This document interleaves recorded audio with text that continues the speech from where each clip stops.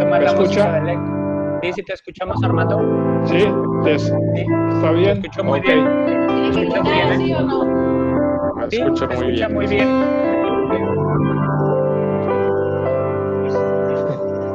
Te escuchamos más la música del Héctor León.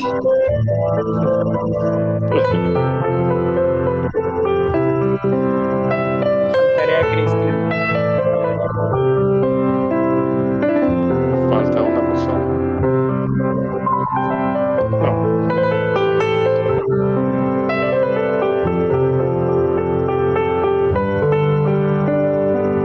Música del Héctor León.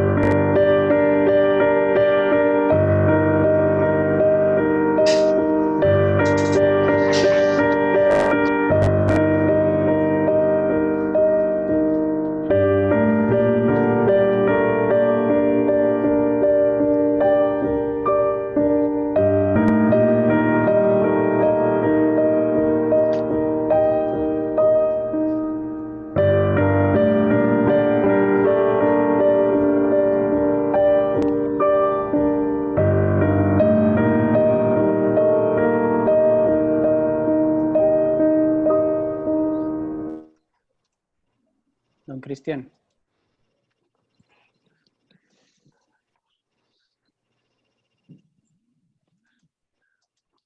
Compañeros,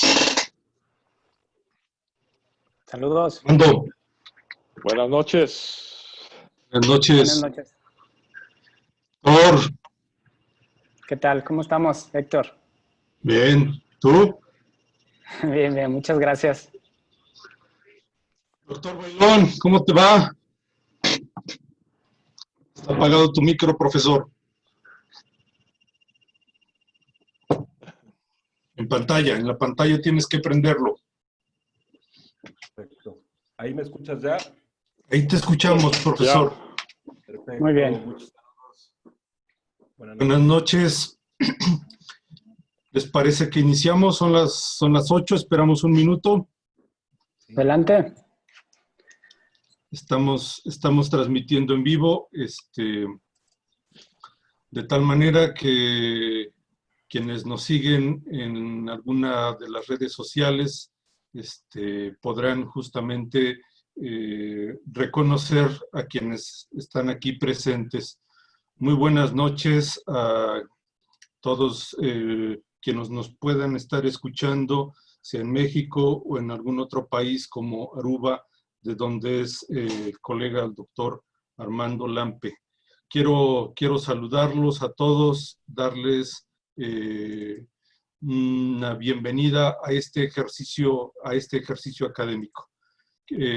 Para poder iniciar a esta conversación que hemos titulado Reflexiones para una nueva normalidad post-COVID, quisiera presentarles a mis colegas y amigos, el doctor Armando Lampe, quien radica en Aruba. Armando, buenas noches. Buenas noches. Para mí es un placer estar en esta conversación, en este diálogo sobre un tema tan importante que realmente por primera vez estamos enfrentando un reto global como es este periodo de la COVID-19 y el periodo post-COVID. También en esta pequeña isla de Aruba estamos muy afectados por esta crisis global, una isla que depende sobre un pilar económico solamente, que es el turismo, y el turismo es el gran perdedor de esta crisis global. Así que realmente para mí es muy importante estar con ustedes desde allá de México, mi segunda patria. Muchas gracias. Buenas noches, Armando. Doctor Cristian Bailón, buenas noches. Bienvenido. Muy buenas noches y muchas gracias. Es un gusto estar aquí compartiendo con ustedes. La verdad es, pues aquí estamos todos en este aislamiento y ahora tenemos el gusto de compartirlo por medio de estas redes virtuales, ¿no? Y me parece muy interesante una reflexión como esta desde el punto de vista psicológico, que es una de las cosas que más yo quisiera conversar con ustedes, es esta relevancia, toda la relevancia que está surgiendo en relación a esto. Y no solo en función de lo que está sucediendo en este momento y las posibles dificultades que están relacionadas con esta dimensión, sino también lo que implica la normalidad en general desde un punto de vista psicológico pre-COVID y post-COVID, ¿no? Tanto predictivamente, ¿no? Que no sabemos muy bien hacia dónde estamos yendo en ese sentido, como las posibles aristas relacionadas con ese tema. Muchas gracias, es un gusto compartir con ustedes. Muchas gracias, Cristian. Y por último quiero presentarles al doctor Misael Peña, quien nos convoca, quien tuvo la iniciativa de este ejercicio, un colega y amigo. Misael, buenas noches. Buenas noches a todos, Cristian, Armando, Héctor. Muchas gracias por aceptar la invitación. La idea de platicar y precisamente poder relatar pues, la visión de cada uno de nosotros, creo que va a ser de gran aprovechamiento para las personas que nos están escuchando. Y especialmente, bueno, en el área de la salud, yo considero que este esquema en el que ahorita estamos involucrados pues, a nivel mundial nos va a ayudar mucho a tener más fuerza, más captación, tenemos que renacer y siento que la resiliencia va a ser uno de los factores importantes para poder lograr eso, ¿sí? Pues muchas gracias. Gracias por la invitación también a ti, Héctor. Pues muchas gracias, Misael. Los saludo, me presento. Soy Héctor León, profesor investigador del YAPI Universidad. Muy buenas noches a todos los que estamos aquí presentes en esta sala virtual.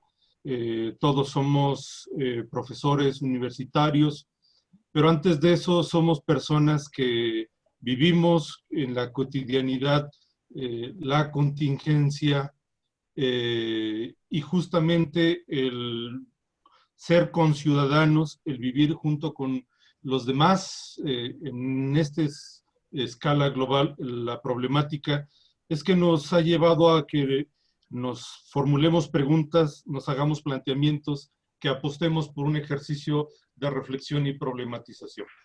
La temática que hemos preparado está en función de reflexionar no solo de la situación que estamos viviendo, sino los cambios que esta contingencia introduce en nuestra cotidianidad, en la vida cotidiana, de tal manera que queremos pensar no solo lo que hoy vivimos y hacernos la pregunta de cómo hacerle frente, sino cómo vamos a retornar a una suerte de cotidianidad. ¿Qué haremos en una época de post-COVID? ¿Cómo tendremos que refundar las cosas? El escenario implica que hemos sido trastocados en múltiples dimensiones. Lo económico, por supuesto, ¿no? La gran mayoría de las personas serán tocadas en su dimensión económica. Los economistas están generando reflexiones en términos de la necesidad de un post-capitalismo, ¿no? De una nueva era neoliberal, de tal manera que en términos políticos también hay reflexiones, la necesidad de romper con los esquemas de los estados nacionales. Hay infinidad de reflexiones desde diversos frentes. Nosotros ahora nos concentraremos fundamentalmente en 4 apartados. Revisaremos un poco el tema de la normalidad, la salud, la socialidad y la educación. Para ello, empezaré planteando nuestra primera temática, el tema de la normalidad y su relevancia. Como bien sabemos, Tener una vida cotidiana implica que tenemos prácticas ordinarias, reguladas por la cultura, por la moral. La normalidad es un asunto importante y la contingencia nos ha modificado la vida cotidiana. Estamos en un escenario donde no solo no podemos salir, sino nuestras formas de relacionarnos, nuestras formas de educarnos, de comprar, de interactuar, se han modificado. Eso tiene que llevarnos a preguntarnos qué relevancia tiene la normalidad, por qué es relevante y qué normalidad nos espera, qué normalidad tendríamos que construir.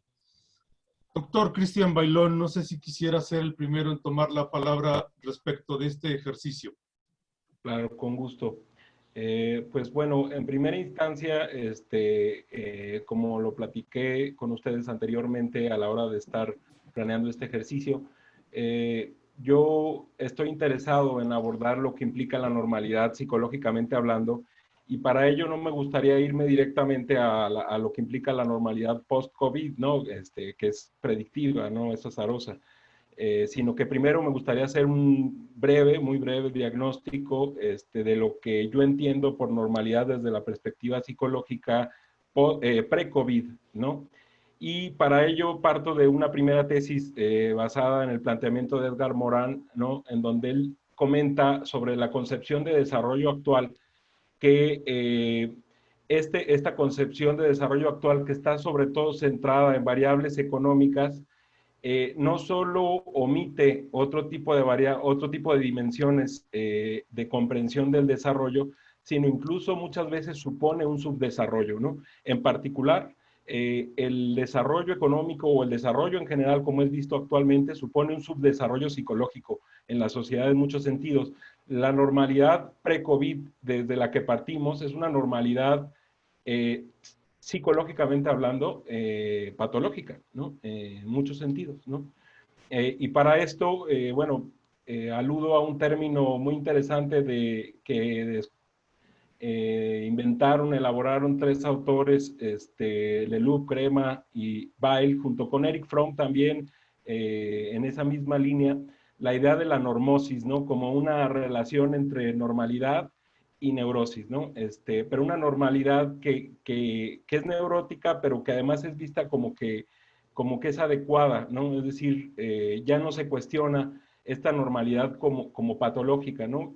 ¿Cuáles son, digamos, los resultados de este tipo de normalidad o este tipo de normosis en esta realidad en la que hemos vivido pre-COVID? Pues la ansiedad y depresión creciente que vemos constantemente, las manifestaciones de violencia, el estrés desmedido, el burnout y trastornos psicológicos diversos, ¿no? Estos son los resultados, ¿no? Entonces, este es el panorama desde el que nosotros estamos hablando de una normalidad pre-COVID, ¿no?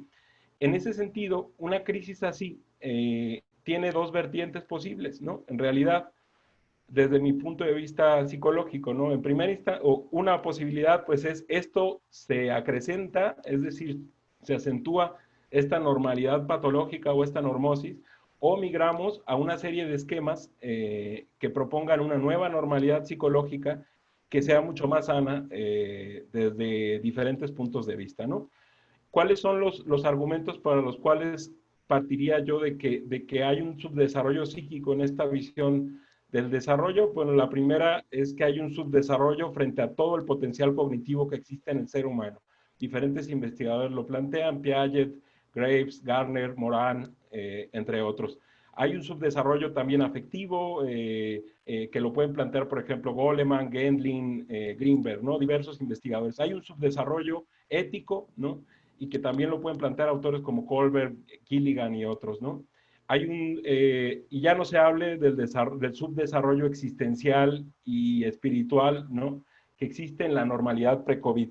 Entonces, hay la posibilidad o de migrar hacia otro paradigma de normalidad, una postnormalidad que suponga como tú lo mencionabas hace ratito, un renacimiento que suponga una mejor salud psicológica. Yo creo que sí, pero también hay la posibilidad de que se acentúe todo esto que estamos de alguna manera mencionando, porque en realidad todas estas variables no pertenecen únicamente al ámbito del individuo en su interioridad, sino que suponen también una serie de suelos de otras dimensiones, como puede ser la pobreza económica abona este subdesarrollo psicológico, la educación unidimensional también, el pobre o nulo acceso a la cultura, a una cultura de calidad también, ¿no? O la hiperaceleración social en la que vivimos también supone una forma de abonar a este subdesarrollo psicológico pre-COVID, ¿no?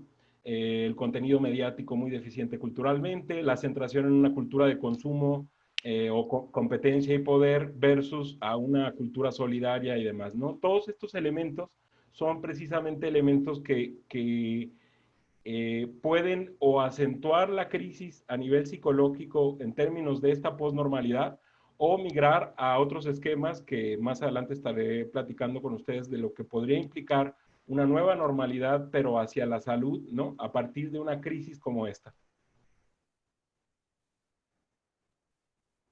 De acuerdo, Cristian. Muchas gracias. Lo que nos planteas es muy interesante en muchos términos, ¿no? Porque justo como dices, tenemos que evaluar que hemos vivido una normalidad de asimetrías, de desigualdades, de un capitalismo feroz y que tendríamos que transitar a otra normalidad. Hemos vivido un contexto donde la salud en términos psicológicos no es suficientemente valorada. Luego entonces hay un déficit de nuestra noción de salud, de tal manera que tendríamos que empezar a repensar justamente muchas cosas, ¿no? Y seguramente recoger algunas otras. Doctor Armando, ¿qué piensas respecto de este primer planteamiento? Yo creo que la normalidad es la causa, el detonante de la crisis que estamos viviendo en cierto sentido. Por eso, cuando uno dice queremos volver a la normalidad, es una contradicción, porque ¿cómo vamos a volver a algo que fue el origen de la crisis que estamos pasando? En el sentido, si definimos la normalidad, la desconexión entre el ser humano y la naturaleza, por eso la crisis climática del planeta, si vemos esa normalidad donde nunca antes en la historia humana han habido tantos ricos, tan ricos, y tantos pobres, tan pobres, esta brecha, ¿no? Fue parte de la normalidad, una educación para consumir, para competir. Todo eso, en cierto sentido, ha sido el origen de esta primera crisis global en la aldea global que estamos viviendo. Entonces, efectivamente, reflexionar sobre un periodo post-COVID es que no podemos regresar a esa normalidad. Y es muy importante que tomemos conciencia de que tenemos que optar por un nuevo rumbo, ¿no? Y el nuevo rumbo sería, pues, de nuevo conectarnos con la naturaleza, de nuevo un estilo de vida más simple, no consumista, ¿no? Una educación donde está dirigido al desarrollo sustentable, ¿no? Y no al consumismo. Entonces, en ese sentido, yo creo que esta crisis puede ser una gran oportunidad para renacer, para empezar una nueva era en la historia humana. Gracias, Armando. Es interesante lo que planteas porque nos ratifica la necesidad de cambiar nuestros paradigmas, ¿no? Una lógica antropocéntrica por una lógica más ecológica, como bien afirmas, y en esa lógica tendríamos que reconocer, entre otras muchas cosas, un tema que seguramente a Misael le va a interesar, que es una comprensión distinta de la salud y de las alternativas a ella por ejemplo, con medicinas alternativas, que siempre han sido justamente negadas y que hoy podrían representar una alternativa. Doctor Misael, quisiera cederte la palabra. ¿Qué piensas sobre este primer tema? Muchas gracias, Héctor. Primero, coincido con mis compañeros, pero una de las cosas es que el país se tiene que dar cuenta de cómo estamos, ¿no? Somos 126 millones de habitantes aquí en México, pero de esa cantidad, cuando nosotros hablamos de adultos, la cantidad de adultos, el 75% de personas llegan a tener sobrepeso o obesidad. De ese porcentaje de adultos también hay un 10% que tienen problemas de diabetes, ¿sí? 15% tienen problemas de hipertensión arterial, no se diga las enfermedades cardiovasculares y todo lo que implica. El reconocimiento de cómo está el país en este momento, precisamente por todo lo que ha estado sucediendo, es una oportunidad para que pues todo lo que es el área de salud pueda reconocer que hay otras alternativas para poder ser utilizadas tanto en estas epidemias como en la prevención, y al mismo tiempo de la prevención estaríamos hablando de ahorro económico. Las medicinas alternativas implican un ahorro económico muy importante. Me llamó la atención ahora, estuve en un curso, estaba dando el doctor Cataldi, es un médico homeópata de Argentina, y algo que me llamó la atención precisamente es que están haciendo a través de la Liga Homeopática Internacional, están haciendo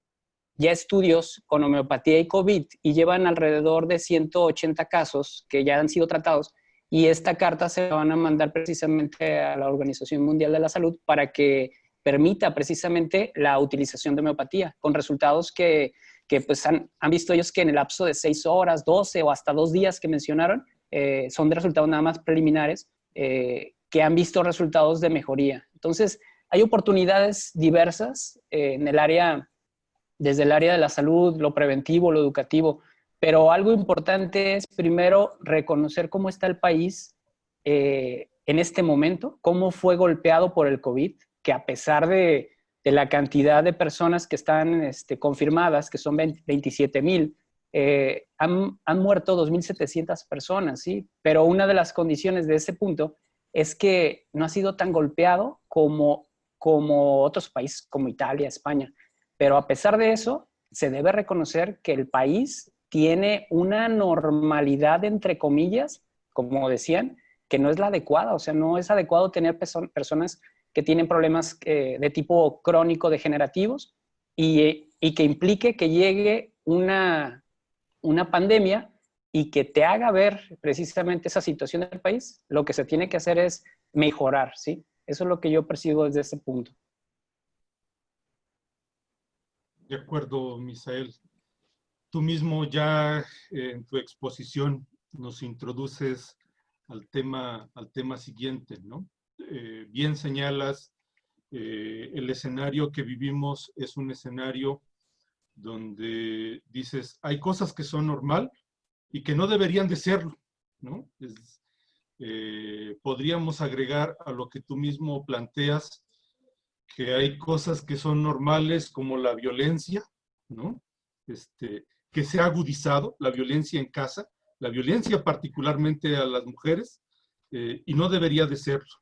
Así como tampoco debería de ser la violencia que representa para nuestros cuerpos los sistemas de alimentación, ¿no? Esas cosas también tendrían que modificarse. De tal manera que el contexto que estamos viviendo representa de manera significativa infinidad de problemas sanitarios muy significativos, porque el contexto en el que vivimos es cómo se están agudizando situaciones de depresión, justamente de una situación de vulnerabilidad.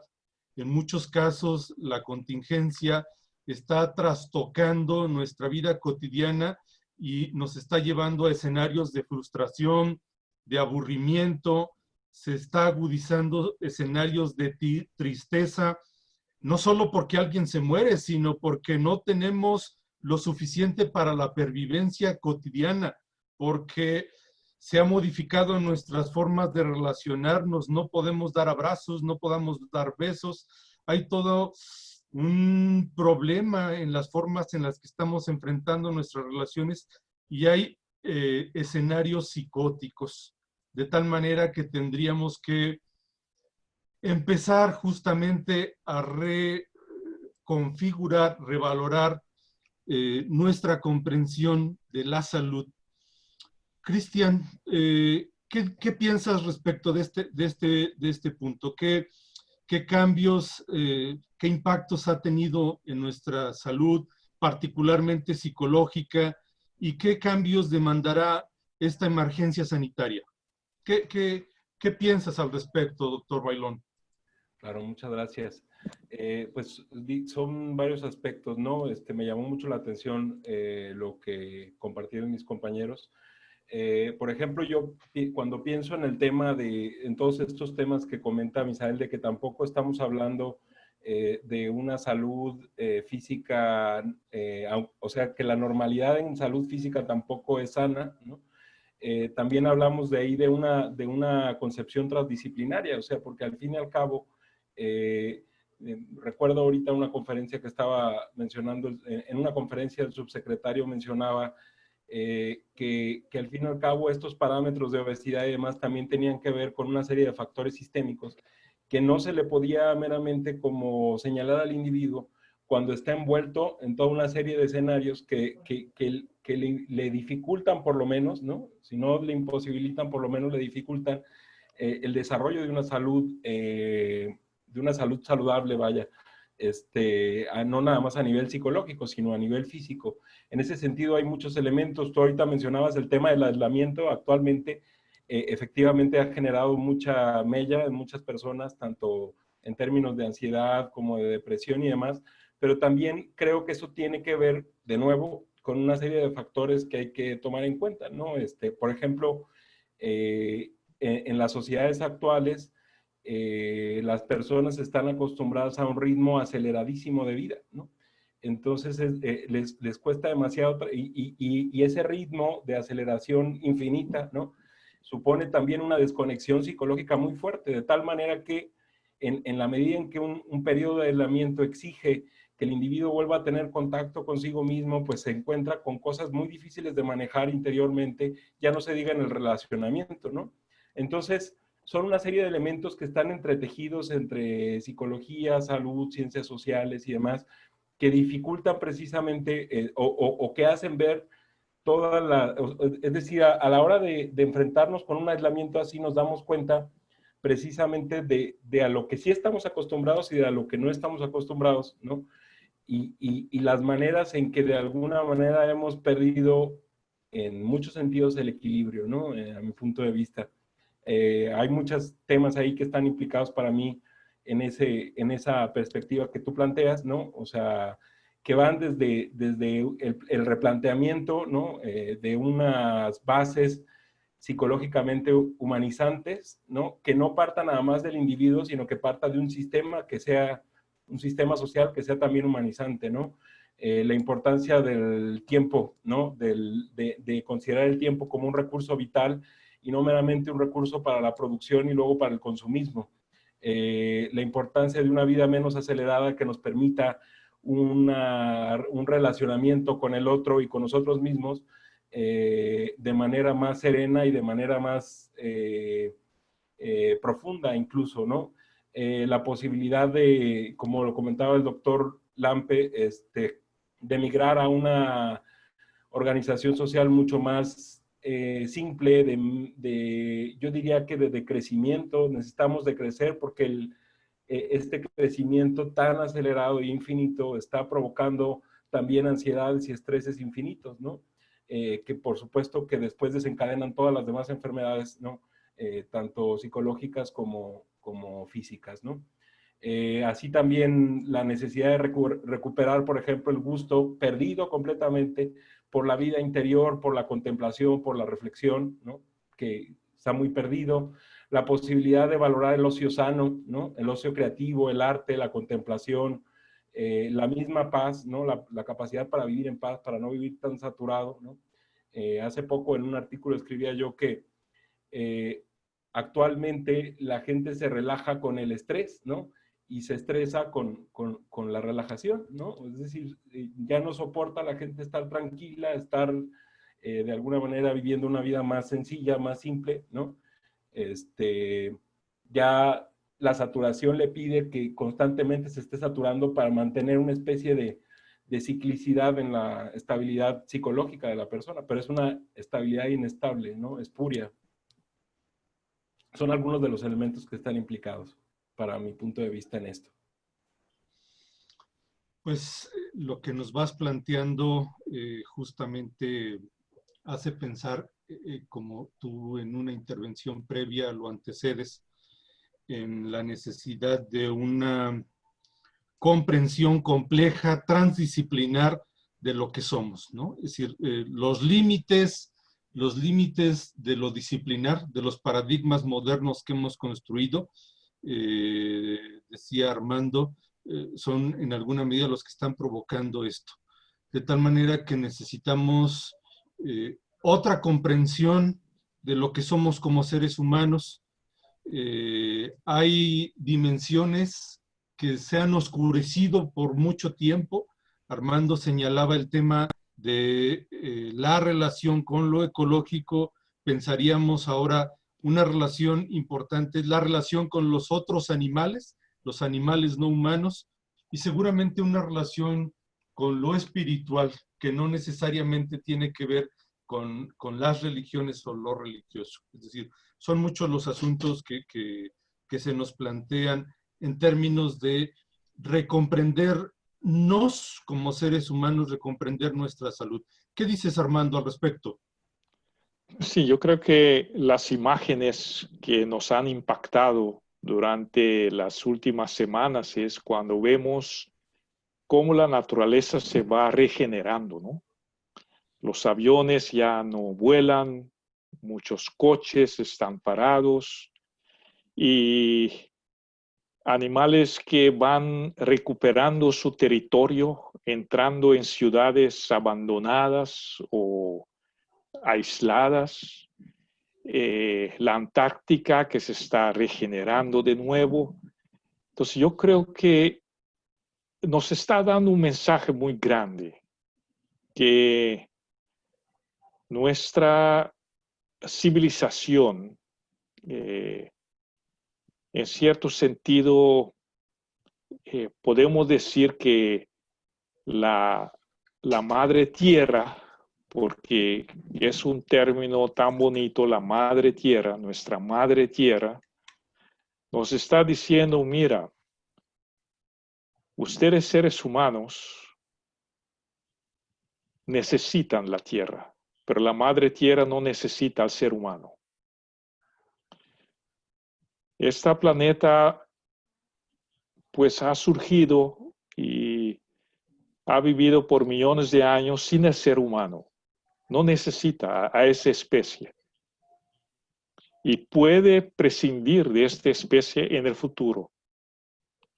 Entonces yo creo que esta crisis es como nos está haciendo un llamado muy fuerte a todos de que si seguimos con esta civilización capitalista, neoliberal, consumista, muy depredadora para la naturaleza, ¿no?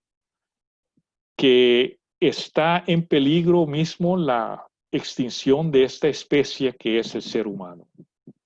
Entonces, ojalá que nosotros aprovechamos este momento que estamos en nuestros hogares para meditar, para reflexionar sobre nuestro origen y sobre nuestro futuro, y realmente que hagamos una pausa para decir, no podemos seguir así, maltratando a la naturaleza, ¿no? Tenemos que cuidar a la madre tierra.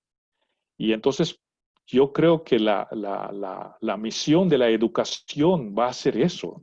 Si la educación no es para educar para el desarrollo sostenible, para cuidar a la tierra, entonces no tiene sentido la educación. Es muy interesante lo que vas planteando, porque nos haría pensar cómo en América Latina tenemos claves que nos permitirían justamente repensarnos globalmente. Haces referencia a los pueblos originarios indirectamente, ¿no? Como en esta categoría de la madre tierra. Ellos nos dicen de una comprensión ecosistémica o ecológica del ser humano, esa necesidad justamente de repensarnos, y repensarnos porque en México, supongo en Aruba, Armando, las relaciones se construyen en una lógica de mercado, ¿no? En una lógica instrumental. Quiero pensar, entender, y si no, corrígeme por el juicio equívoco, que Aruba es un país marcado por una lógica donde el turismo es un elemento fundamental, donde los negocios son lo fundamental. Esto seguramente ha trastocado la vida cotidiana, las relaciones, seguramente tiene un impacto como lo está teniendo en México, ¿no? A nivel de modificación, donde tenemos que replantearnos la realidad a partir de categorías, ¿no? De asimetría, de injusticia. No podemos seguir en el mismo escenario. De tal manera que resulta obligado, resulta necesario pensar una otra socialidad, ¿no? No solo otra antropología. Necesitamos pensar otras formas de sociedad y seguramente otras formas de Estado, porque los estados neoliberales, capitalistas, con sus lógicas de comprendernos como entidades atómicas, no nos hacen bien, ¿no? Al margen están quedando las poblaciones vulnerables, migrantes, indígenas. La situación requiere que reformulemos en muchos frentes. Uno de estos es justamente nuestra comprensión de las sociedades. Antes de entrar a este tercer tema, quisiera recordar a quienes nos siguen en las redes sociales que pueden presentarnos algún comentario, alguna pregunta, y daremos lugar a espacio a su lectura, a su valoración. Ya hay algunos comentarios, en su momento daremos lugar a esto. Sobre este punto, ¿qué dices tú mismo, Armando, sobre nuestra necesidad, nuestra exigencia de repensar las sociedades? Sí, se ha definido al ser humano como un ser social, ¿no? Y efectivamente surgió ahora un nuevo término, ¿no? El distanciamiento social. Y yo creo que a veces pienso de lo que estamos viviendo ahora, que a lo mejor estamos en un nuevo capítulo en la historia de la evolución del ser humano, ¿no?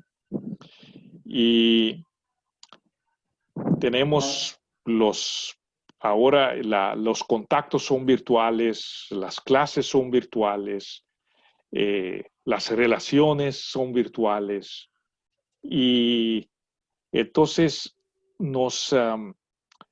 esto lleva a una otra forma de aislamiento y una otra forma de socialidad. Y no sé qué impacto esto va a tener sobre el desarrollo, ¿no?, cognitivo del ser humano, y si a lo mejor estamos enfrentando, como la historia de la evolución, pues, del ser humano ha tenido sus etapas, que puede ser con toda esta nueva tecnología que tenemos, que a nivel, por ejemplo, de la educación, estamos obligados ya casi a la educación a distancia por las vías virtuales, va a ser la nueva regla, la nueva normalidad, ¿no? Y menos el contacto físico, ¿no? Los momentos grupales físicos de encontrarnos.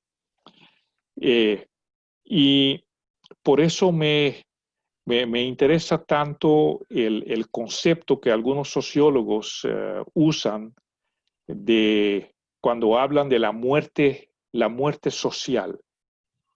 ¿Qué significa de que ya los contactos físicos se vuelven menos? ¿Qué significa de que tu propia identidad la vas a tener que reinventar? Y yo creo que esto, a nivel psicológico, lo que estamos viviendo aquí en Aruba, hay un estudio que muestra que este periodo del shelter in place, como se dice acá, que ha provocado un 30%, una tercera parte de la población ya tiene problemas de ansiedad, de ataques de ansiedad. Entonces, yo creo que ha sido muy fuerte esos últimos 2 meses de una cierta pérdida de una identidad social que es tan inherente al ser humano. Y por eso yo siento que como que estamos, ¿no?, al inicio de una nueva etapa, ¿no?, en la historia de la evolución. Pues ojalá así sea, porque justamente necesitamos darle vuelta a muchas formas poco sanas, que nos procuran cuidado, poca salud, de tal manera que necesitamos justamente reformular esas formas de atendernos, de cuidarnos, de acariciarnos, de tocarnos, de enfrentarnos con los otros, los cercanos. Cristian, ¿qué visualizas? ¿Cómo podemos leer lo que está pasando y qué implicaciones vendrán hacia adelante? ¿Cómo repensarnos? Gracias, Héctor. Pues bueno, ahí hay varios elementos implícitos.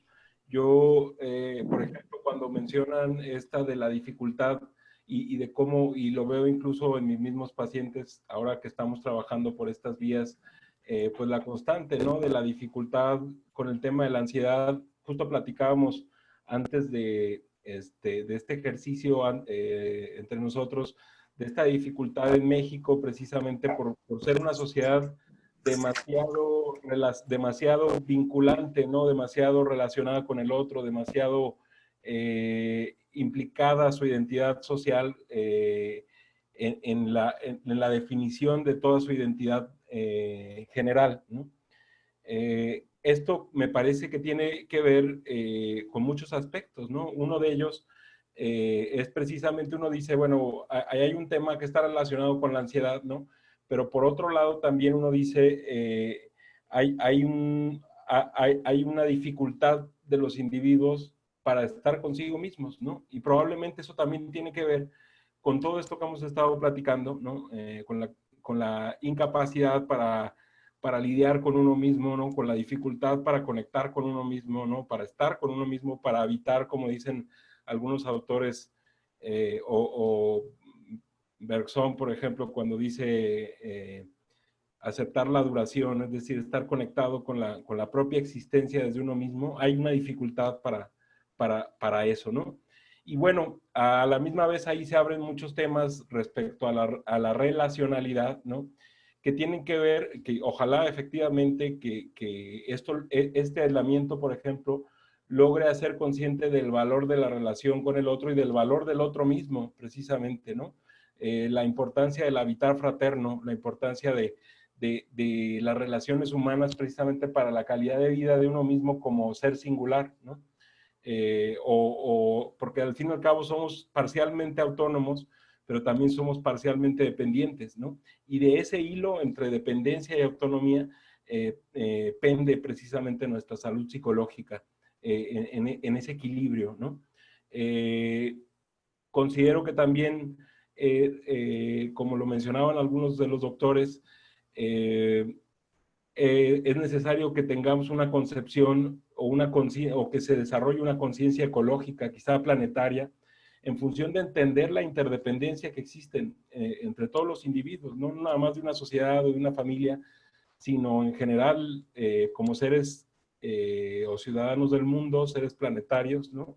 Y un repensamiento en ese sentido de todo lo que tendría que implicar, no nada más a nivel psicológico, sino en todas estas formas de relacionamiento que están implicadas en la antropología cotidiana, ¿no? del individuo, en función de reformular precisamente un bienestar colectivo, ¿no? Que creo que es necesario, no nada más en función de que no vuelva a suceder algo así, sino en función de que podamos lidiar con todo lo que nos viene a futuro a partir de este tipo de situaciones o este tipo de crisis, ¿no?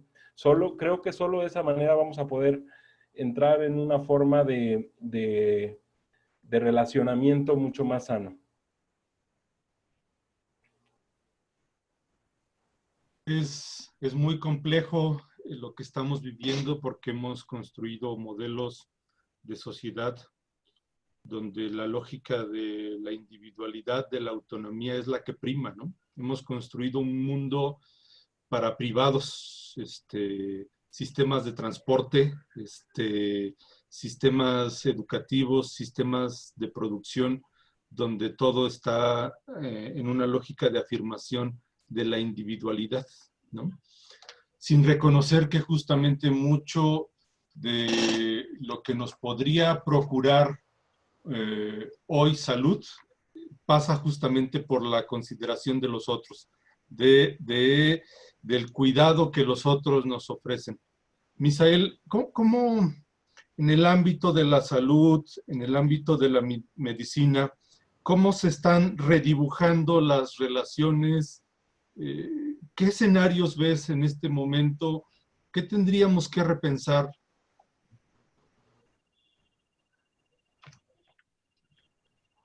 Doctor, está apagado tu micrófono, puedes prenderlo. Sí, gracias. Perdón, actualmente se ha contemplado la intervención de tipo de consultas de vía electrónica, las videollamadas, por ejemplo, y algo interesante que se está trabajando para poder seguir ayudando a las personas son las aplicaciones, las famosas apps que tienen intervención precisamente del acto preventivo como de la intervención directa con los pacientes. Han estado fabricando en la actualidad aplicaciones que hacen que el mismo paciente se autodiagnostica, pero el diagnóstico no es como para que ellos mismos se vayan a automedicar, sino que es un autodiagnóstico de tipo valorativo y a partir de ahí se decida hacia de qué especialista puede acudir. Eso es una de las cosas que es de beneficio, pero también pues la gente está como metida a síntomas actuales de COVID. Tú le puedes preguntar a cualquier persona que está directamente sobre las noticias, Facebook o todo algo así, te sabe mucho de la fisiopatología y te sabe los signos y síntomas, pero algo que me ha llamado la atención es lo que se presenta actualmente y lo que quizá sea algo a futuro, ¿no? O sea, por ejemplo, en el área de la medicina, si yo contemplara cuáles son las situaciones de prevención que pudiéramos estar teniendo, una de ellas es lo que está sucediendo actualmente. El sistema inmunológico de las personas que estamos en casa está dormido, ¿sí? Y ese sistema inmunológico dormido no permite ninguna interacción con el clima externo, con el sol, con las reacciones que pudieras tener a nivel emocional, física. Entonces, una de las cosas que tú mencionabas es que la medicina tiene que reinventarse partiendo desde lo holístico, o sea, que no nada más las personas vean las partes aisladas, ¿no? Se han dado cuenta que este tipo de trabajo a nivel empresarial, donde trabajan todos como una especie de reloj suizo, ¿no? Todas las partes tienen que ir a un mismo ritmo para que funcione bien ese reloj. Ok, lo mismo en medicina. Si nosotros habláramos de todas nuestras partes integrativas, desde la célula, desde lo que es el corazón, el cerebro, las emociones, si todas esas partes estuvieran coordinadas, entonces el cuerpo no tendría por qué manifestar signos y síntomas hacia el exterior. Pero como aquí nos estamos enfrentando ante un virus, la situación está basada en qué tienes que hacer para que el cuerpo esté saludable, hacer para la sociedad, especialmente hablando de México, aunque puedo aplicar a ciudades, tengan programas de prevención, y esos programas de prevención ayuden a que las pandemias no sean un miedo terrible a que la gente se va a morir de manera inmediata, ¿no? Cuando el subsecretario de Salud, el doctor Gatell, hablaba precisamente sobre lo que pasaría al momento de llegar aquí a México, me llamaba mucho la atención que estaban sumamente preocupados porque uno de los factores de riesgo en el caso de las cardiopatías, la obesidad, al igual que las dislipidemias, han sido factores que han hecho que las personas fallezcan. Pero me ha llamado tanto la atención que países como Suecia, que han estado trabajando con una normalidad, simplemente les piden que tomen distancia, pero han trabajado con normalidad, sin cubrebocas, y haciendo que las personas salgan, les piden nada más educación, pues les piden que tengan en cuenta que escupir en la calle, que lavarse las manos, o sea, todas las condiciones que ustedes saben que tenemos que seguir implementando. Entonces, la pregunta de lo que me dices en relación al sistema de salud, yo diría que debemos de replantearnos un esquema principalmente a lo preventivo. Es un esquema al autocuidado, pero al mismo tiempo al cuidado del prójimo, en el sentido de, lo que pasa es que estamos olvidando a los adultos mayores, estamos olvidando a las personas cercanas, y muchas personas piensan, incluso todavía, que el coronavirus no existe, pues, que no hay, que eso es una mentira, que es una creación nada más para meternos en una casa y no permitir precisamente que se involucren todos los esquemas políticos, ¿no? Pero es una realidad, o sea, el coronavirus está ahí, los hospitales tienen personas enfermas, y la condición es que ahorita que ya estamos en un esquema, ya estamos en una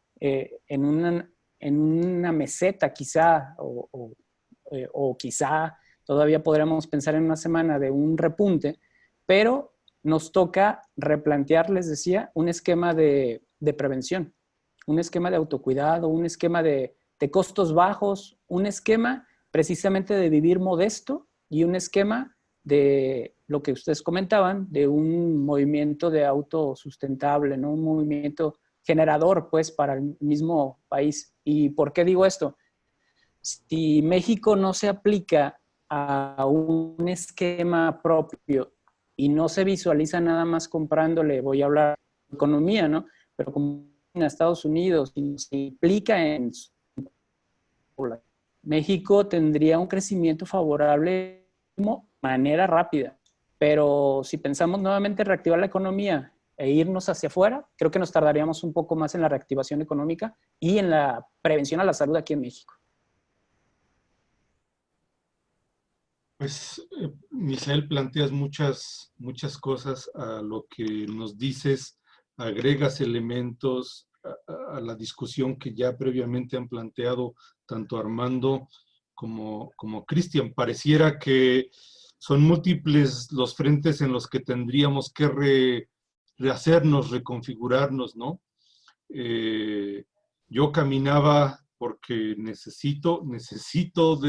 dice Cristian, necesito desestresarme, ¿no? Necesito salir de este estar en casa, y caminé un poco ayer, antier, y justo lo que dices, ¿no? Lo que dices, se topa uno con gente que toma muy ligeramente la situación.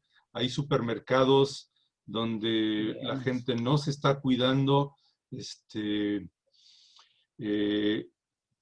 los patrones culturales nos dan para una moralidad que no nos alcanza para hacer frente a la situación, ¿no? Nuestra moral está muy caduca. Nuestra cultura tiene reductos culturales donde desafortunadamente las grandes asimetrías, la situación de pobreza, no nos da para una suficiente intelección, comprensión de los problemas frente a los que estamos, ¿no?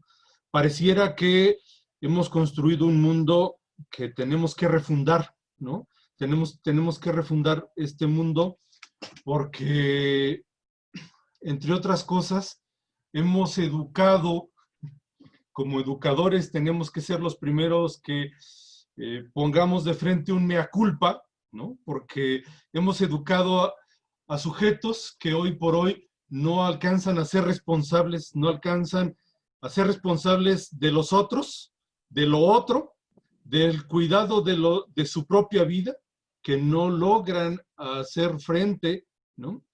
Hemos construido un mundo donde las lógicas educativas forman a las personas en competencias, pero unas competencias muy endebles, porque no son competentes para ser responsables a lo largo de la vida.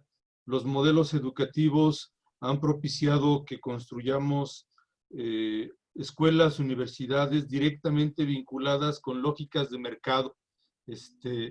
Y tendríamos que justamente refundar nuestros sistemas educativos. ¿Qué piensa un ministro de Educación de esto? De una situación donde hemos convertido de la casa un escenario para una nueva didáctica, una nueva pedagogía. ¿Cómo tendrá que ser la educación? ¿Qué escenarios nos esperan para la educación a distancia, por ejemplo? Donde ¿será que todos nos vamos a sentir expertos en educación a distancia porque sabemos pararnos frente a una computadora y una webcam? ¿Qué está pasando con la educación? ¿Cómo refundarla, Armando? ¿Qué dices sobre este último tema? Sí, yo creo que en primer lugar, lo que estamos viviendo ahora, no podemos pensar de que esto va a pasar y el próximo año ya regresamos a la normalidad. Por eso el tema que nos une esta noche, reflexionar sobre la nueva normalidad, porque en la comunidad científica ya se habla de que tenemos que prepararnos para el NBO, el Next Big One, el próximo gran desastre, en el sentido de que ya hemos visto la comportación de este virus de COVID-19. Tiene un comportamiento anormal con mutaciones que no se ha esperado y que se espera de que en el futuro próximo va a haber más virus, va a haber más caos a nivel de la naturaleza, y esto significa que para el sistema educativo entonces tenemos que estar preparados para el próximo. ¿Y cómo vamos a estar preparados? Y por eso dije que lo que va a ser la regla va a ser la educación a distancia, porque si UNESCO ha publicado que en esta crisis 1.5 mil millones de niños quedaron sin ir físicamente a una escuela. Y un niño tiene derecho a la educación. La única forma era entonces la educación a distancia y la vía digital. Pero para mí, cuando hablo de la era digital, es mucho más profundo, porque hemos conocido el IQ, el EQ, el cociente de inteligencia, ¿no? Y hemos hablado de la inteligencia emocional, el EQ, Y a veces hemos hablado de la inteligencia espiritual y las diferentes formas de inteligencia que hay. Yo creo que ahora tenemos que desarrollar dentro del sistema educativo la inteligencia digital, lo que se llama ahora el digital quotient. Y donde esa inteligencia digital no es simplemente el agarrar una computadora o usar un digiboard o usar ¿no? los medios virtuales, sino significa que, en primer lugar, la creatividad, el estudio personalizado, y donde el sistema educativo masivo que hemos conocido, donde todos deben aprender en una aula, en la misma hora, el mismo contenido, según el mismo ritmo, esto está en crisis. Lo que está surgiendo ahora es la educación personalizada en una era digital donde la inteligencia digital va a ser clave para poder sobrevivir en el siglo XXI. Una de estas habilidades, competencias del siglo XXI tan fuertes, y por eso yo no me puedo imaginar que nuestro sistema educativo va a quedarse igual que lo que hemos tenido. Ya se está planteando de que los grandes campus de las universidades famosas, dentro de 10 años, para 2030, a lo mejor van a estar deshabitados, porque la educación online y va a ser la pauta. Y entonces, ¿por qué tener estos campus grandes que a lo mejor van a estar abandonados porque el online study va a ser la parte de la nueva normalidad, ¿no? Entonces yo creo que a lo mejor en 10 años lo que estamos viendo ahora de escuelas, de sistemas educativos, va a ser totalmente diferente. Yo comparto algunas de las tesis que señalas, Armando, no sin problematizar. Tengo algunos años en el mundo de la educación a distancia y logro reconocer las potencialidades y las capacidades de este modelo. Pero también hay que decir que carece de unas condiciones para la democratización, para la construcción de un mundo justo y equitativo. Probablemente no es problema de la educación, probablemente es problema de los definidores, de los gestores de los sistemas educativos, de quienes han cooptado, comprado, pervertido la educación, porque en un país como el nuestro, la educación a distancia entraña muchas potencialidades, pero también es un mecanismo para garantizar asimetrías, la selección social.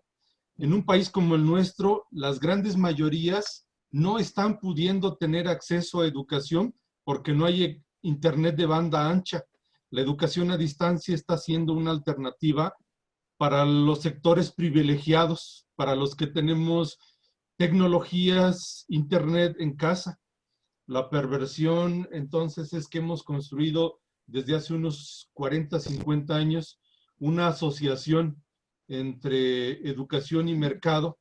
Hemos convertido de las escuelas unas empresas, de la educación un negocio, y entonces necesitamos releer la crítica que formulan, por ejemplo, la Escuela de Frankfurt, el mismo Paulo Freire, Pablo Latapí, por supuesto, Edgar Morán.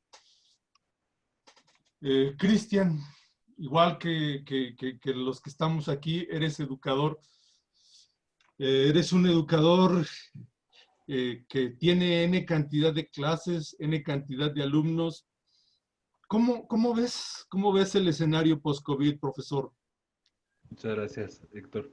Me resulta muy interesante las aportaciones de todos mis compañeros.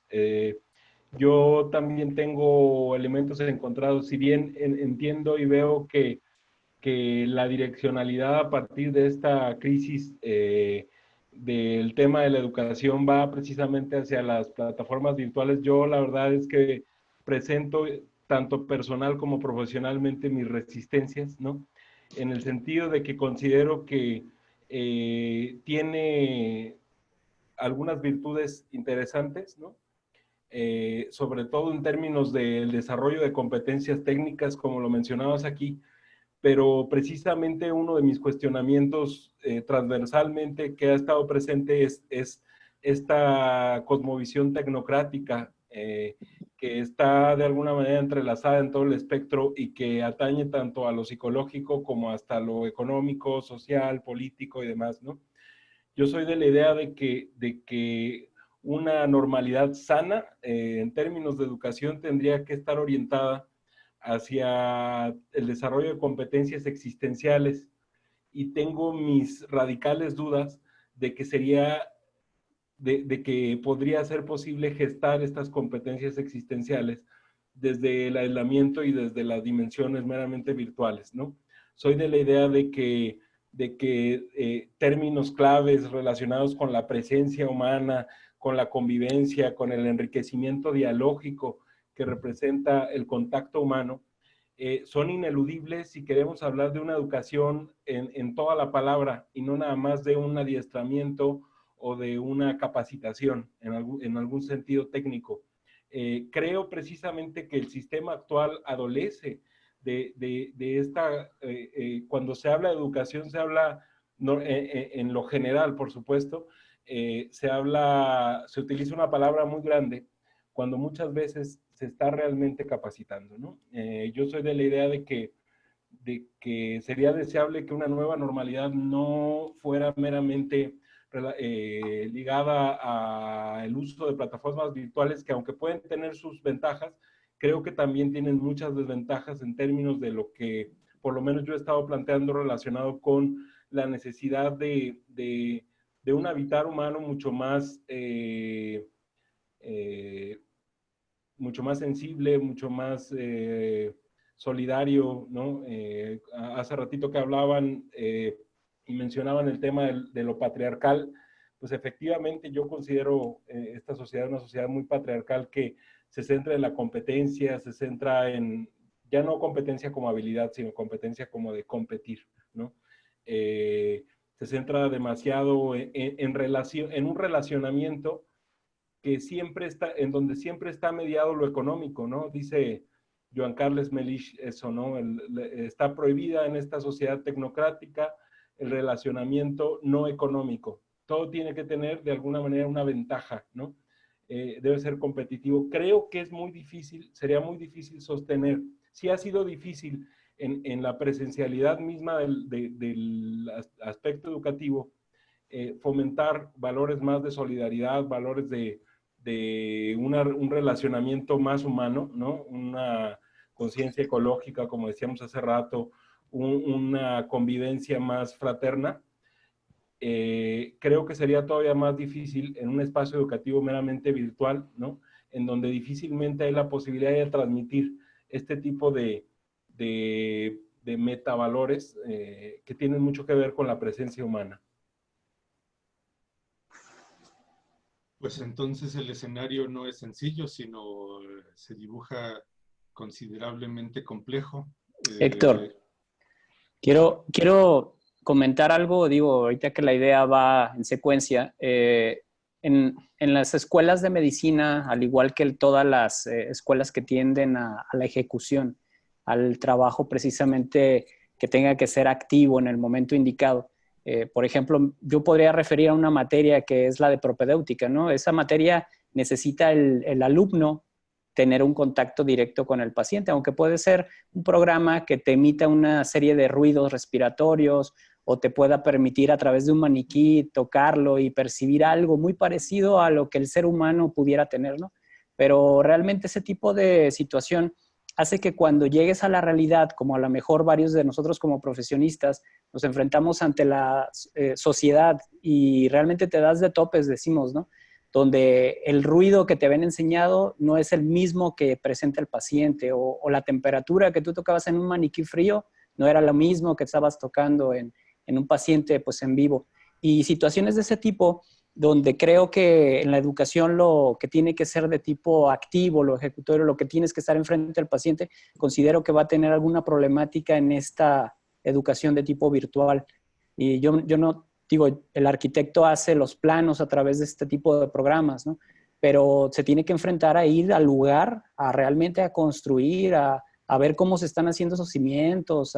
Sí, aquí mismo en medicina es muy parecido. O sea, si tú no te enfrentas al paciente, aunque sepas la teoría que sepas, la realidad es que cuando la ejecutas te cambia. O sea, realmente muchas de las cosas que nos han enseñado los libros no es lo mismo al estar enfrente del paciente.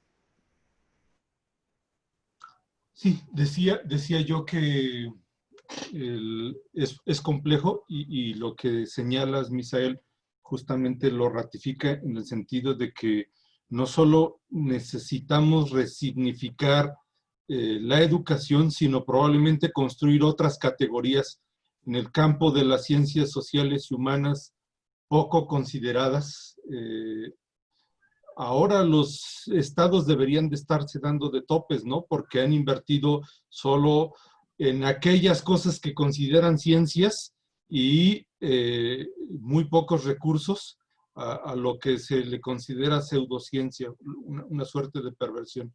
Tenemos un problema muy fuerte porque necesitamos tal vez no solo otra educación, sino otras categorías que no reduzcan las necesidades de habilitarnos, de formarnos en instrucción, como decía Cristian, porque a ratos ese es el reduccionismo.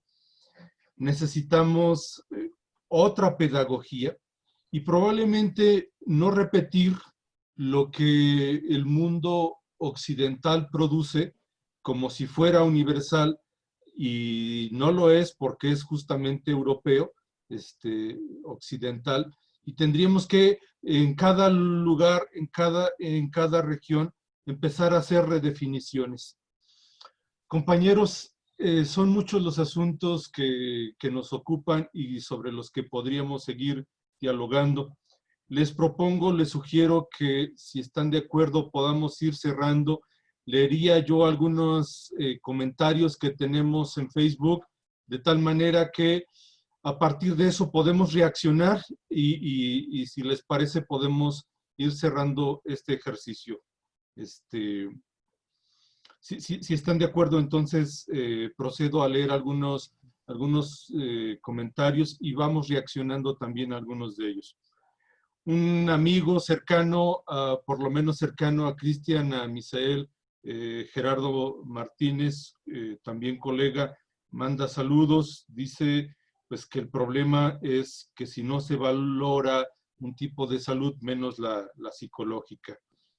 Jeje Garza, quiero pensar, suponer que es Mónica Garza, a quien envió saludo.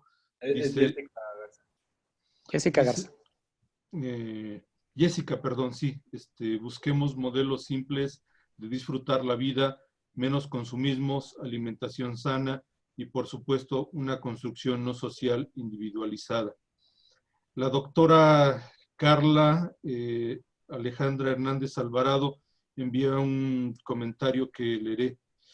Pero conectarse con la naturaleza implica no regresar a la normalidad y no sé si se esté dispuesto a renunciar al estilo de vida que se tenía.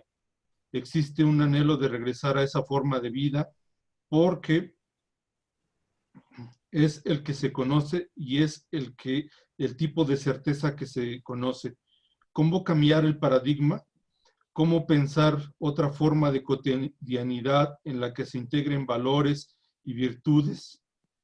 ¿Cómo no depositar solamente en el virus la responsabilidad del cambio en nuestra vida, sino en que todos somos corresponsables de la presente implicación de un planteamiento creo interesante. Claudia Esperón dice definitivamente repensar las sociedades, pero el sistema de salud, actuar más en la prevención de las enfermedades, fomentar más el deporte y la sana nutrición. Dice ella misma, el distanciamiento social es muy triste para la psique del ser humano. Yo vivo con mi familia, pero me produce ansiedad. No puedo ir a vivir con mis padres en otra ciudad, pues son gente mayor. El contacto físico es necesario para los seres humanos. Leeré otro y si quieren hago una pausa para que reaccionemos y hago lectura de otros más. Creo que ya sabemos, dice Gerardo Martínez, dice, creo que ya sabemos que es normal. Tomamos como normal lo común, lo conveniente a los seres, a nuestros intereses, a lo que les decimos normal. Y un último comentario y hacemos un corte para después leer otros. De Ángeles Sánchez dice, mientras no haya educación no se podrá dar un cambio. Desgraciadamente nuestros políticos quieren pueblos ignorantes. El tema de las ideologías políticas hay que atenderlas como son. Bueno, compañeros, no sé si alguno de ustedes quiere reaccionar abiertamente a algunas de estas valoraciones que se nos presentan por las redes sociales.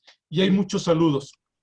Ya, muchas gracias. Sí, pues a mí me gustaría nada más comentar que en realidad estamos frente a un problema sistémico que, como bien decía el doctor Lampe, en realidad es un resultado de una serie de operaciones precisamente en un conjunto de elementos tanto sociales como políticos, como económicos, educativos y demás que lo detonan, ¿no? O que por lo menos lo exacerban, ¿no? En ese sentido, es muy, o sea, uno podría caer en la respuesta fácil de decir, pues lo que falta es conciencia, ¿no? Pero esa conciencia misma solo se puede provocar, se puede desarrollar en la medida en que también haya una serie de cambios sistémicos o estructurales en el contexto mismo en el que vivimos, tanto educativo como desde el lado de lo político, lo económico y demás, ¿no? En ese sentido, creo que la posibilidad de acercarnos a empezar a motivar estos posibles cambios, ¿no? Es precisamente a través de intentar ser agentes de cambio, todos aquellos que se van dando cuenta, todos aquellos que van percatándose de la necesidad de modificar los paradigmas en todos los sentidos. Obviamente cada quien desde su dimensión en la que está, ya sea la educativa, psicológica y demás, pues intentar precisamente desarrollar esa conciencia, pero también en la comprensión de que no nada más es un asunto dialógico, sino también es un asunto de cambio de estructuras y de contexto, en todos los sentidos, ¿no? Nuestro actuar, nuestra forma de relacionarnos con el mundo y con los otros, creo que pueden ser precisamente el agente de posibilidad de cambio. Gracias, Cristian. Misael, Armando, ¿alguna reacción a estas primeras valoraciones? Sí, yo creo que cuando se habla de esta necesidad de un nuevo estilo de vida más simple, ¿no? Yo creo que tenemos que reinventar el modelo económico que tenemos, ¿no? Se habla ahora de la economía circular a base de los principios de reusar, reducir y reciclar, y donde realmente nos estamos dando cuenta de que necesitamos muy poco para ser felices. En este momento de la crisis donde estamos confrontados con nosotros mismos, con nuestra familia, en nuestro hogar, nos damos cuenta de eso. Y realmente lo poco que necesitamos para ser felices, muchas veces la usamos muy poco también. Entonces, yo siento que el tema ahora de esa nueva economía y la felicidad, el buen vivir, como dicen algunos pueblos indígenas, ¿no? Yo creo que esta crisis nos está concientizando hacia esa dirección. Y puede ser un tema, doctores, para un otro programa, ¿no? De qué significa este nuevo modelo económico que vamos a tener que inventar y que está surgiendo. Y yo creo que casi visualmente podemos decir que hemos construido una economía de producir objetos que tiramos y se vuelven así basura y basura y basura y más y más. Y ahora estamos viendo de que a lo mejor van a ser nuestros recursos, ¿no? Ver la basura como un recurso, ¿no? Y yo creo que sí, esta crisis está concientizando a la humanidad. En ese sentido me da cierta esperanza. Muchas gracias, Armando. Misa, te propongo que si leemos otros comentarios y reaccionas globalmente, si te parece. Claro. Hay varios que envían saludos, incluyendo justamente saludos que te envían a ti. Por ejemplo, Esmeralda Gordillo te manda Gracias, saludos. También Fruit y Semillas, que no supongo tú sabes quién es. Marc, saludos, Marc.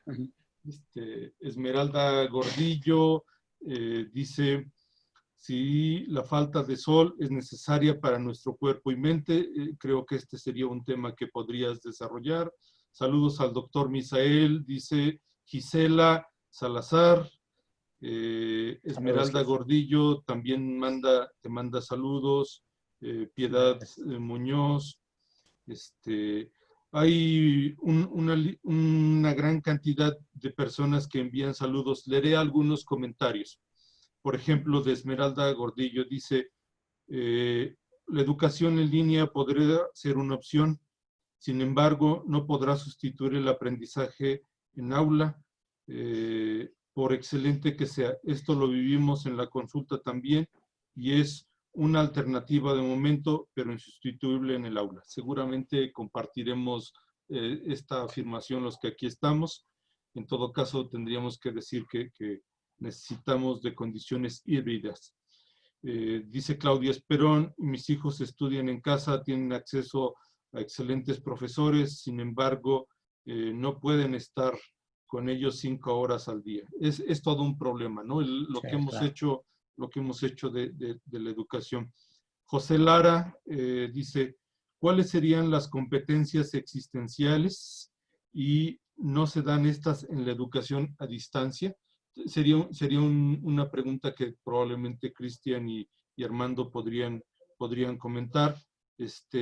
Hay muchos más comentarios, hay infinidad de comentarios. Moni Rivera manda saludos. Marichuy Castillo también manda saludos. Dice: tienen razón, esta pandemia nos recuerda que necesitamos muy poco para ser felices. Seguramente una afirmación que acaba de hacer Armando.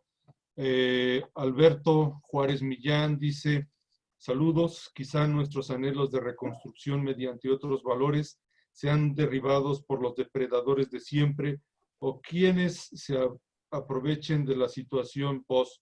Por ejemplo, es interesante ver que deja de circular la cerveza, pero sigue circulando Coca-Cola, Bimbo, Sabritas. Quizá, como siempre, los cambios están reducidos a lo fragmentario, a lo local, a lo pequeño. Y hay infinidad de saludos. Me quedo pensando con algunos de estos comentarios, pues justamente en que como educadores hemos construido modelos educativos donde hemos enseñado a las personas a ser excelentes, a ser competentes, a tener calidad, pero no a hacerse cargos de la vida, a hacerse cargos de los otros, incluyendo su propia vida. Doctor Misael, no sé si quieres tomar la palabra y vamos cerrando, si les parece, compañeros. Perfecto. Bueno, yo quiero concluir que yo visualizo un post-COVID con personas que van a entender que el médico, la enfermera, el químico, farmacobiólogo, han sido clave, son personas importantes para la solución de este tipo de pandemia, no nada más aquí en México, sino a nivel mundial, pero que la gente entienda que estas personas, esta profesión, se basa en cuidar a los demás, pues, y una de las situaciones es que han sido tan agredidos, han sido visualizados por personas que por creencias quizá irracionales consideran que son dañinos para ellos mismos, ¿no? Y que al acercarse un médico a ti te va a contagiar. Entonces, son situaciones muy impactantes en México que hay que reestructurar, ¿no? La educación precisamente al cuidado del otro, precisamente el respeto hacia los demás, ¿no? El civismo también. Son condiciones que hay que volver a reestructurar. Y una de las cosas que yo visualizo son prevenciones, vuelvo a repetirlo, en las escuelas. El niño llega, le tomas temperatura, tiene una sana distancia. Tienen que buscar técnicas para que eduquen a los niños desde las casas, desde la escuela, y que se basen en que esa población, pensando en la posibilidad de salir pronto, porque es la población que se ha notado a través de estadísticas que tienen menor riesgo. Son niños que podrían generar ese tipo de inmunidad de rebaño que muchos médicos, epidemiólogos han dicho, ¿no? Una vez que la cantidad de personas se han contagiado, van haciendo procesos de inmunidad de rebaño llamado. Entonces, esta inmunidad favorecería a que México podría ya reanudar sus actividades, pero con una condición de los menos vulnerables. La otra es que yo visualizo que el sistema de salud debe de cambiar, ¿sí? Yo visualizo un sistema de salud que tiene que ir hacia lo preventivo, hacia las medicinas holísticas, y también que se le implique más al médico que antes era de comunidad. Ese médico que tenía una cierta cantidad de cuadras, podríamos decir, de colonias a su cargo, y que ese médico realmente sea el médico que haga, junto con otros, claro, un equipo multidisciplinario, pero con el sentido preventivo, nuevamente, no gastar en medicamentos para enfermedades, porque lo que estamos teniendo aquí en México es una cantidad enorme de gasto sobre las personas enfermas, y entonces es lo que más preocupa. Entonces yo visualizo también que las personas tienen que eliminar ese miedo, ¿sí? El miedo a la infección, porque realmente esa no va a ser la primer pandemia, ¿eh? O sea, se ha pronosticado que vienen más, pero así como ha pasado los temblores desde del 85, del 2017, la gente tiene también que estar siguiendo, viviendo, cuidándose y siendo una persona que tiene que estar preparada, con conocimiento, y que tiene que seguir, ¿sí? Su vida tiene que estar no estancada. Y algo nada más para recalcar, lo que comentaban hace un momento de la vitamina D, yo nada más para cerrar ya mi intervención, yo les digo, síganse cuidando, ¿sí? Sigan trabajando con su cuerpo, hagan ejercicio, nos recomiendan, estando fuera de casa, dar 10,000 pasos al día, ¿sí? Realmente lo que estamos haciendo son como 600 pasos de aquí a la cocina, de la cocina al baño, entonces, si tienen chance de comprarse una cuerda, salten la cuerda, suban y bajen escaleras, caminen en un pasillo, ¿sí?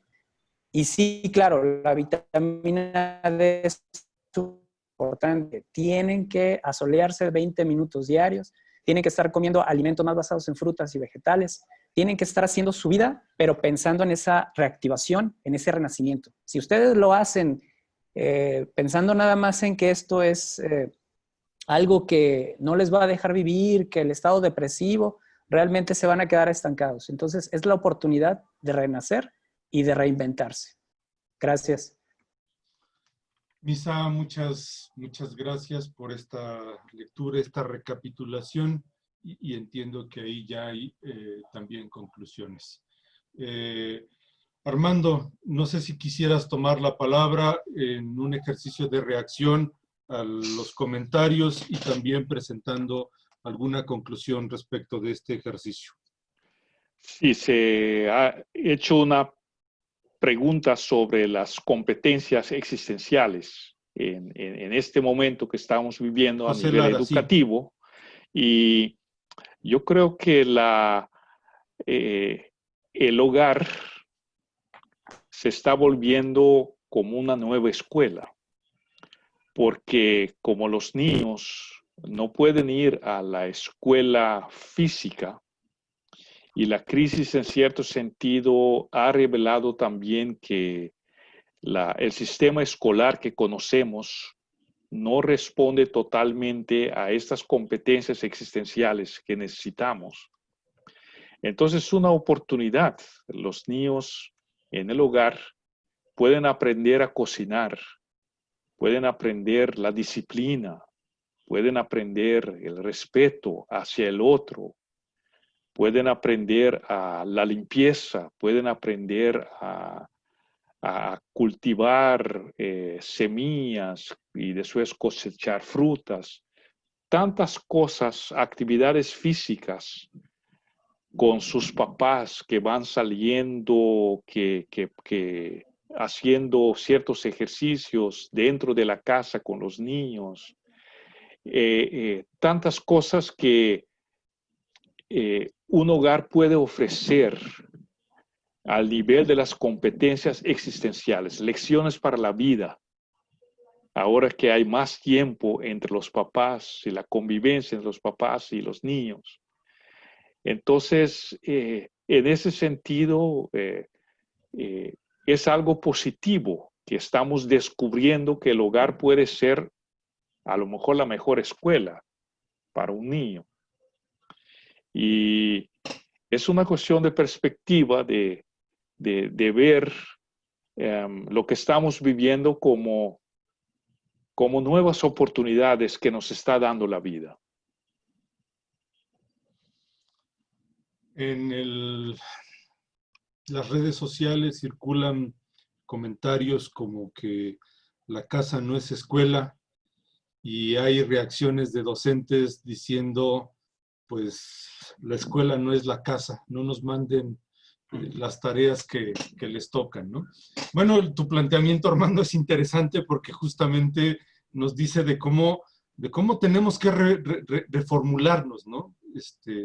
De cómo requerimos de otra comprensión. En la casa, fuera de ella, en la escuela, en todos los ámbitos de la vida, ¿no? Doctor Cristian, ¿qué reacción tienes? ¿Qué conclusión podemos ofrecer de este ejercicio? Gracias, doctor Héctor. Sí, yo también concuerdo en muchos aspectos con el doctor Lampe.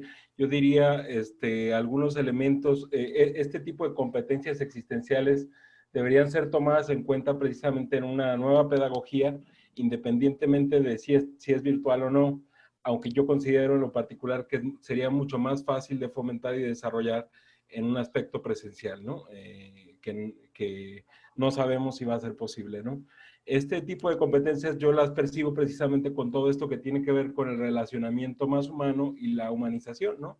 Llámese autoconocimiento, conciencia ecológica, autocuidado, autoconciencia, conciencia de la alteridad, inteligencia emocional, inteligencia espiritual, empatía, comprensión empática, inteligencia intrapersonal, interpersonal y demás. Creo que todas estas son dimensiones que no abonan hacia desarrollar habilidades particulares que se puedan medir, sino más bien que abonan al desarrollo humano visto desde una perspectiva psicológica en los individuos y que son fundamentales y que son aquellas que pueden producir precisamente en los agentes individuales cambios en el paradigma, ¿no? En el que estamos viviendo.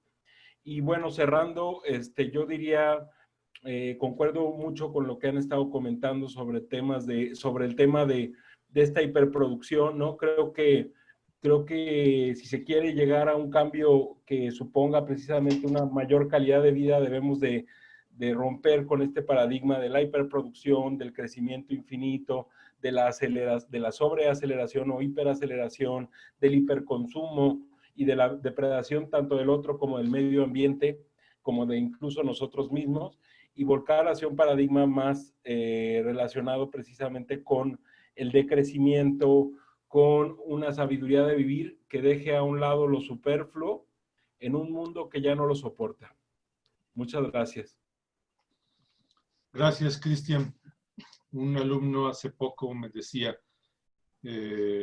profe, ¿y usted qué está haciendo? ¿No? A propósito de que el alumno me ponía en la silla de la justicia, de los acusados, para decir que es bonito pensar, dice, pero ¿y usted qué está haciendo? Así me decía. Bueno, diría que somos sujetos que tenemos múltiples dimensiones, jugamos diversos roles, ¿no? Somos también ciudadanos de pie, somos profesores, somos académicos, investigadores los que estamos aquí, pero también vivimos, padecemos el miedo, la zozobra, la inquietud, la falta de encuentro, de caricia. También nos hemos visto sobreexcedidos en las tareas educativas, hemos tenido que redefinir nuestra cotidianidad. Luego entonces pensaría que así como nos ha tocado a nosotros, a todos nos ha tocado y a todos nos toca desde nuestra trinchera empezar a pensar cómo generar implosiones, cómo empezar a redibujar otras sociedades, otros sistemas, releyendo justamente lo que es fundamental. Hay tesis que son fundamentales y que aquí hemos dicho. No necesitamos mucho para vivir, no necesitamos mucho para ser felices. Necesitamos a los otros, esos que extrañamos. Bueno, reconfiguremos una sociedad justamente en función de aprender a que cuando retornemos necesitaremos otras formas de relacionarnos, de abrazarnos, de acariciarnos y de encontrarnos, ¿no? Pero eso no va a venir ni por decreto de un presidente, ni porque nos sentamos a lucubrar, sino por las acciones concretas, las definiciones y las acciones que tomemos. Compañeros, amigos, personas que nos han seguido en las redes sociales, a todos les agradecemos este ejercicio, les enviamos un abrazo virtual como muestra de que justamente la tecnología nos permite dialogar, nos permite encontrarnos, por más fría que sea, justamente da para este ejercicio. A todos los que nos siguen, a los que nos han escuchado, muchas gracias por su generosidad y su paciencia. Doctor Armando, muy buenas noches. Un abrazo hasta Aruba, que no sea la primera vez que coincidimos. Gracias. Maestro Cristian, ha sido todo un gusto volver a coincidir contigo en un espacio, en un ejercicio académico.